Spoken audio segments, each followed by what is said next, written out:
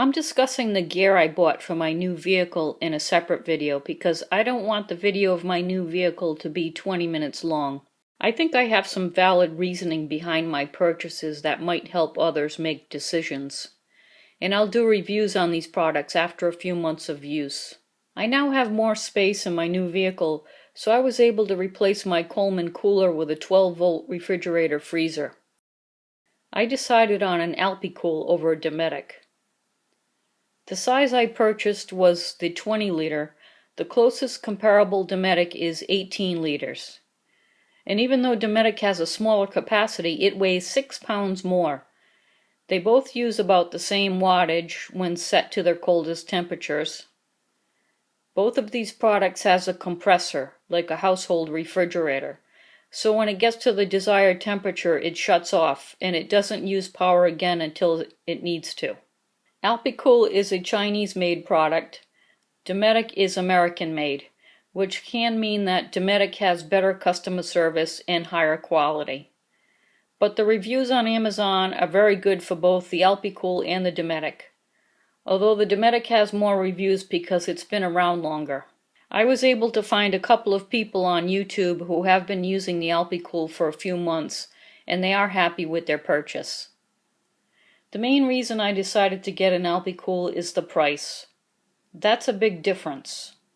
I'm excited at the prospect of not spending $30 a month on ice anymore, or hunting around for ice when it was sold out at Walmart, which happened a couple of times. I bought these ice cube trays with lids that claim to be spill resistant, and when I tested them out, I found out that spill resistant is not spill proof. I drove around with the ice cube trays and later on discovered water all over the bottom of my freezer. All of the brands of ice cube trays on Amazon use the word spill resistant except for Frigidaire ice cube trays, which claim to be spill proof. But there aren't any reviews on the Frigidaire ice cube trays to confirm that. So I guess in the meantime I'll just be making ice when I'm not driving, like during the night. But I won't be needing ice that often anymore anyway, now that I have a refrigerator freezer.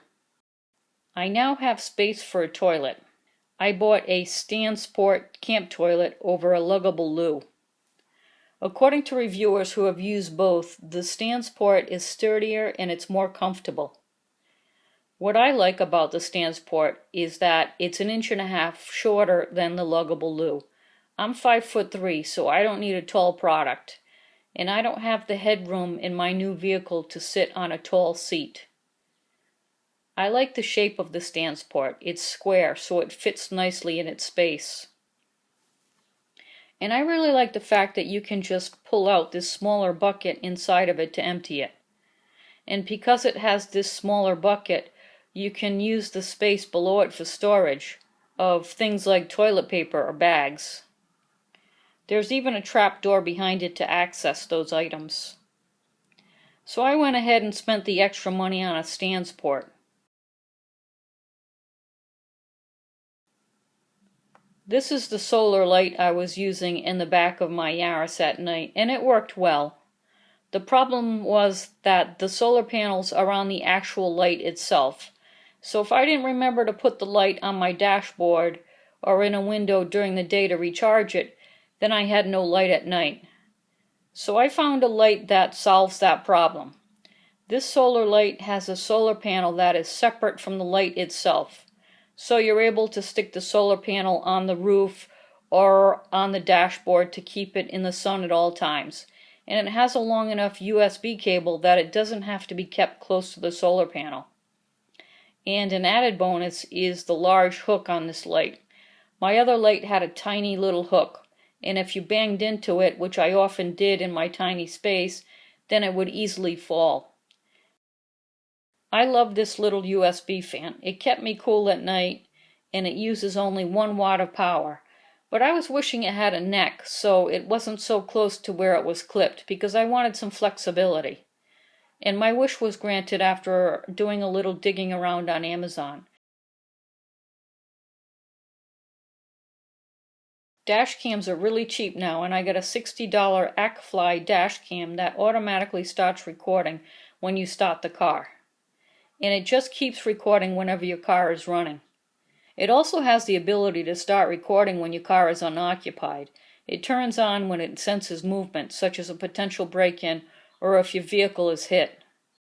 And I got these little warning stickers for my windows to hopefully prevent a break-in. I chose ActFly because it has a large viewing screen compared to the other brands, and it has both a front and back camera. When you live in your vehicle, sometimes your stuff can obstruct your view in the rear view mirror, so a camera in the back window is great to have. And I wish I had a dash cam when I was in Shenandoah National Park and a black bear walked across the street in front of us, when my GoPro was facing the wrong direction because the scenery was out the passenger side window.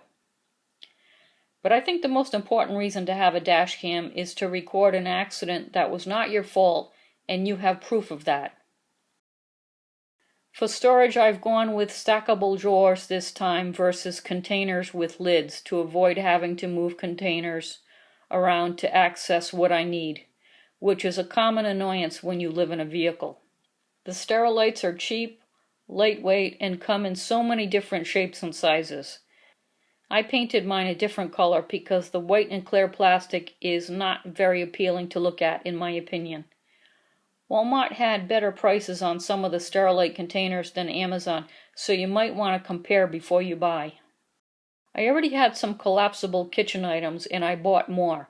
I recommend going on Amazon and just typing in the word collapsible to see what they have.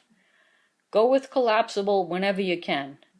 It saves a lot of space when you're living in a vehicle and the quality is surprisingly good. I bought an Energy Kodiak solar generator.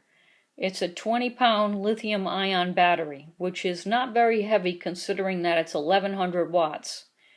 And I really like that you can use it while it's charging, because you're going to need to have it plugged in and charging a lot of the time to maintain that 1100 watts. What I don't like about it is that it doesn't tell you how many watts it's taking in like my 400-watt generator does. So if I want to know how my solar panels are performing, I'll have to plug in my 400-watt. The only reason not to buy this generator is the price, which is $1,500. Solar panels. I was looking at rigid Renogy panels versus flexible Windy Nation panels. Flexible panels are flat, so there's no wind resistance if they're taped to the top of a vehicle, and they weigh just a few pounds. Weight affects gas mileage. So the flexible solar panels would be the better choice for me, but they fail at a very high rate, especially when they're attached to a metal roof, which is what I have. Metal gets hotter than the rubber roof of an RV or a fiberglass roof. Hot metal ruins these flexible panels. I also didn't like seeing that the tape used to adhere these flexible panels is almost impossible to remove if you need to replace a panel, and some people were even damaging their roofs trying to remove the tape. If you can't tape down the flexible solar panel flat on a metal roof, that seems to me to defeat the purpose of having one. So I went with the heavier, more efficient Renogy rigid panel. Reliable enough that they have 5-year warranties, whereas flexible panels usually have a 1-year warranty. And flexibles cost more. Renogy actually stopped selling flat flexible panels because they had so many issues. My next video will be of my new vehicle, which is a 4-wheel drive generator on wheels.